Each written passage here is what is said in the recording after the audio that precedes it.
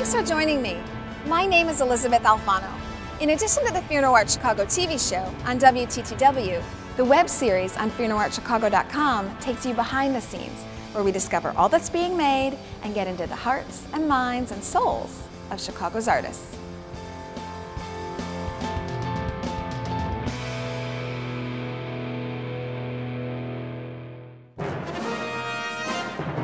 Today I'm going behind the scenes literally. I'm going on the set of the Goodman Theater's Candide, created by scenic designer Daniel Ostling.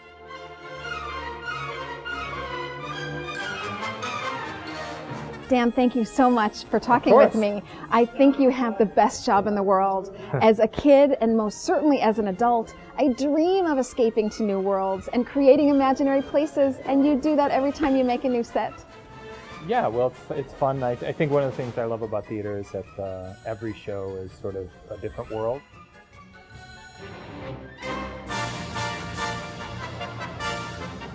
All the trials and tribulations of building a set. Are you an engineer by trade? No. Really? Set designers have a wide body of disciplines that we use, and yet we're not really any one of those things. We sort of pull them all together. So one of those things, obviously, is engineering and architecture. Yes. And earlier in my career, I would often build and paint and prop and lights and costume all the shows. But thank God I'm not doing that so much now, and I've got these folks behind me, sort of an incredible group, especially here at the Goodman. As we talk about this scene and its totality and how it affects people, I'd love to maybe get a bird's eye view and look back at it and talk a little bit about it, if that's okay. Let's go up. Great. So we sit in the theater and we think, ah, perfect, lovely, and don't realize that probably took you 3 months or 4 months. I'm wondering what the stage is. 6 months or 9 months. Oh, really? That long? You read the script. I throw myself into research and try to understand the period of the play, understand what the art is. It's always important, I think, in our work to sort of see the art of the time or the art of the place. Architecture. You sit with the director and with your other designers and you look through that, start to do some sketches, really crude little things, and maybe start to work up some models. Ultimately, I think we're space designers, set designers, so that starts to become a spatial relationship of elements that I start to sort of work with in a ground plan, and then start to become, the models become more refined, the sketches become more refined, and they exactly. It isn't a linear sort of movement necessarily. It's not like I start here and then I go there, but sometimes I might sort of come up with all sorts of different ideas that end up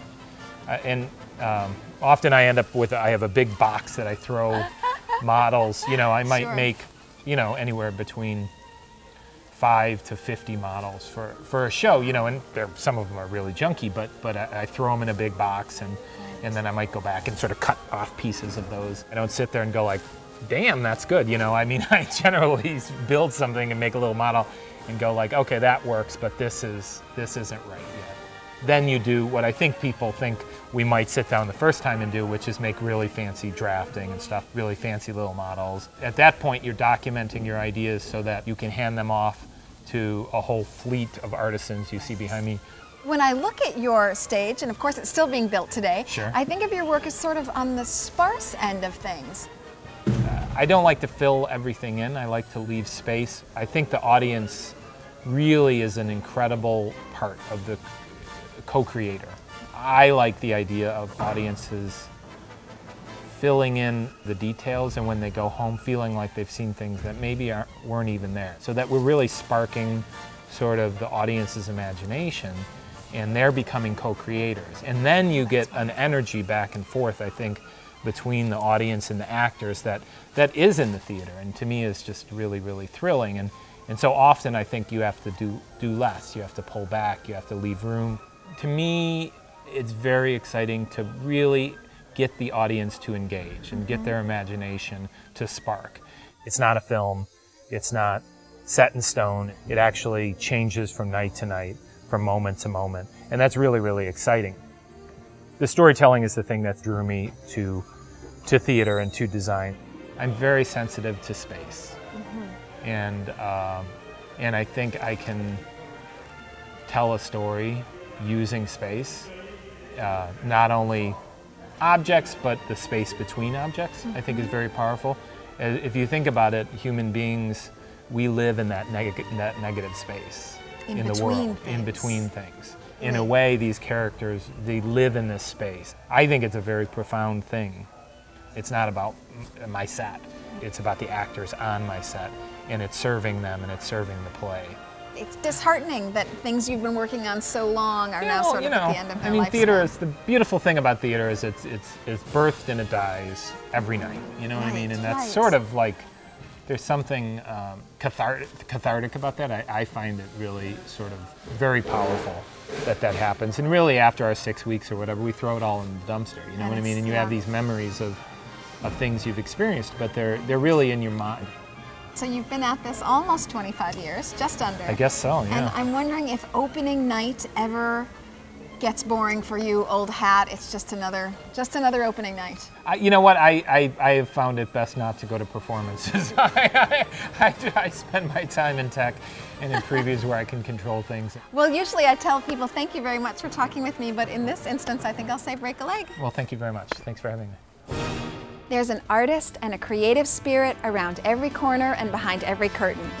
Join me on the next webisode of FearNoirtChicago.com as we go into the unique and fascinating world of the independent artist.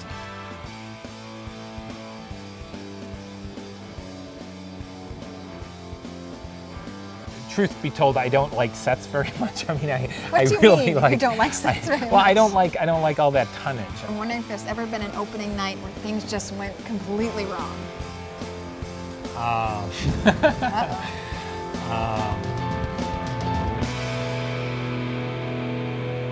sure there are. But Support for Fear No Art Chicago is provided by the L.H. Selman Gallery. Paperweights are the crown jewels of glass artistry. You can discover both antique and modern paperweights at the L.H. Selman Gallery in Chicago's Fine Arts Building.